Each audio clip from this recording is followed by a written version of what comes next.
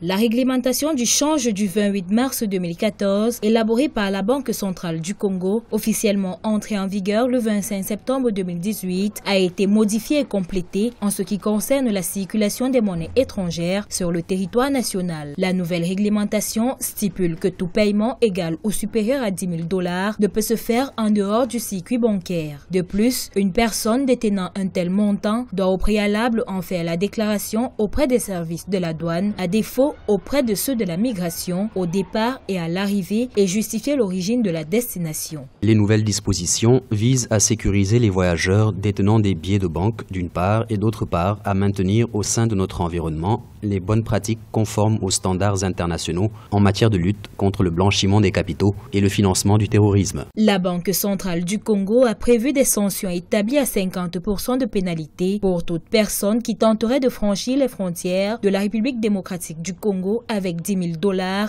ou son équivalent en monnaie nationale. Beaucoup de trafiquants illicites ne veulent pas passer leur transfert via le secteur bancaire parce que ça laisse des traces. Et donc, on a constaté certaines délinquances qui commencent à se généraliser où les gens, utilisant leurs relations extra-business pour être en mesure de passer outre les réglementations. Ça touche aussi bien le personnel qui fait du business que le personnel politique. Cependant, la Banque centrale précise que la circulation des billets de banque à monnaie étrangère, au-delà du plafond des 10 000 $ doit faire l'objet d'un transfert bancaire ou être couverte par une autorisation express des services douaniers ou de ceux de la migration opérant à l'aéroport, au port ou à la gare.